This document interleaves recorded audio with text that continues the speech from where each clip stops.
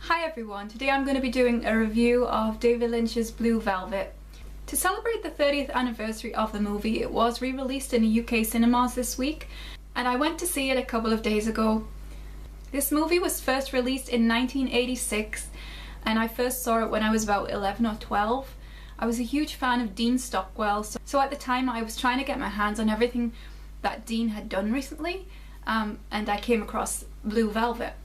I was, of course, far too young to be watching it, and I really didn't get it at the time. I then saw the movie when I was about 24 at the cinema. I have the movie on DVD, but it's not one that I choose to watch very often. In terms of my favourite Lynch movies, I would say it comes somewhere in the middle when I rank them all. However, I wanted to do this review today because when I saw the movie a couple of days ago, it was different. It was a different experience. I definitely think that this is a movie, I think that the meaning of it becomes more obvious and more poignant the more that you experience life, and the more perhaps that you experience the dark side of life. So as an older woman now, I feel that I'm more able to appreciate the differences between light and dark that are shown in the movie and what that means for the protagonist. Like I say, when I was a child, I probably shouldn't have watched this. And it kind of lost me midway, somewhere between all of the beatings and the nasty sexual stuff. This is a dark and twisted movie. There is no doubt about that. And that is something I'd still say as a grown woman. Even by today's standards of what's shown on TV in regards to sexual violence, I still think this movie is pretty out there and pretty provocative. The movie stars Isabella Rossellini, Kyle MacLachlan, Laura Dern, and Dennis Hopper. The performance of Dennis Hopper is quite amazing. He seems like he's possessed. I mean, he genuinely seems like he is really into that role. He plays a nasty, sadistic kind of character who's kind of on the edge of madness, I think. Dennis Hopper plays a character called Frank, and Frank's violence is scary. But Frank's silence is even scary. The moments where he's contained are scary. In my opinion, he is not one of these anti-heroes that you can admire because of his ballsiness or because of his craziness. Although at times the world that he takes you into might be quite interesting and unusual and far from the banality of normal life, I still don't think he is at all likable. Perhaps my opinion is tainted because I'm a woman, and because in the movie he directs a lot of his violence, anger and madness towards a woman character. Kyle MacLachlan plays Jeffrey Beaumont, who finds a severed ear whilst walking around the neighbourhood one day, and after he does so, he finds himself falling into an adventure, which he presses himself to be in that adventure of who the ear belongs to and what kind of criminal underworld is operating in his picture-perfect town. But Jeffrey becomes a little bit obsessed in trying to solve the case. Jeffrey's story, I think, involves one of sexual awakening as well as a loss of innocence, perhaps. He becomes infatuated with Isabella Rossellini's character, who is a singer at a nightclub, and at the same time he also dates Laura Dern's character.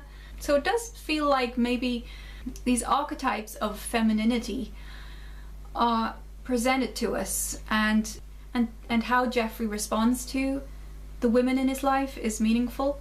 Dean Stockwell crops up in what is my favourite part of the movie. Lynch takes us into a very strange landscape, a bunch of characters in a situation that is seemingly unreal and odd, and it's a little like being pulled into a dream, or should I say nightmare, because you know, there is always a sense that I think we see from Jeffrey's perspective. And when he travels into this dark, strange world, we do too. There is a sense that within the lifestyle of the characters like Frank and his gang, that everything is permitted. These people are basically satiating their weird appetites. These people are terrifying. They're unpredictable, and many of them, Frank especially, seems to be mentally ill, I guess. I think it's difficult to initially understand why Jeffrey is so keen to get involved in this situation. And again, that's something I only realized when I was a little older.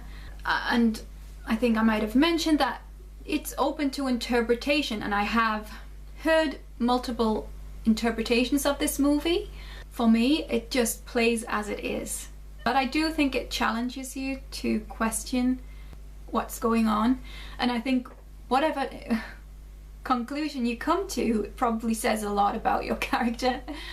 A lot of this movie feels like a strange dream. Dreams of perfect suburbia, dreams of typical teenage adventures, dreams of what it would be like to fall into the dark side, dreams of the criminal underworld. The strange thing is that no matter how dark and seedy the landscapes are in which Frank and his gang travel to, when we return to the perfect, misty, beautiful white picket fence American dreamland, there is something remotely sinister about how perfect everything is, how controlled everything is, and there is a sense that something is always lingering under the surface. And I think perhaps the movie questions whether man always presents himself as he truly is, and if he doesn't, is that as abnormal as losing oneself to one's impulses and to indulgent, aberrant behavior?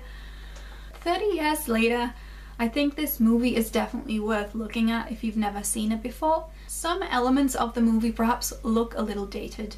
Like a lot of Lynch works, it feels like a painting, a moving painting.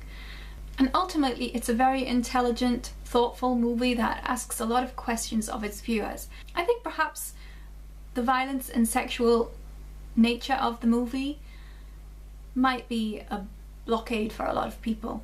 But if you can get through that and appreciate that it's necessary for the telling of the story, then I think that what you get out of it is worthwhile. And as I've said, you know, this movie, it plays out differently now that I'm older to how it did when I was like 19. I think Jeffrey's quote of "it's a strange world" pretty much sums up the whole movie. And I also think that it's a movie that once, if you're familiar with Lynch's more recent works, post Twin Peaks onwards, then this movie is more understandable. You know, it fits into his portfolio of of masterpieces. And there are similarities with many of his other works, but I do think that it has a lot in common with Mulholland Drive in terms of theme. This is a movie I very much enjoyed seeing at the cinema a couple of nights ago, and whilst I wouldn't say it was necessarily something that needs to be seen on the big screen, I think some of the scenes play out differently on a big screen with the sound system and everything than it does on a smaller home set. But this movie definitely contains scenes which are unforgettable once you see them, which leave their imprint on your mind, and which the likes of which are never filmed by other directors. This is classic David Lynch stuff, and it can only be done by him. The beauty, the ugliness, all of it. So that's my quick thoughts about Blue Velvet and the 30th anniversary. You can subscribe to my channel if you like. I do talk about Twin Peaks and the upcoming series in 2017, and you can also check out some of my other videos if you want. I'll leave a comment below if you want to tell me what you think about Blue Velvet. So that's it. Goodbye.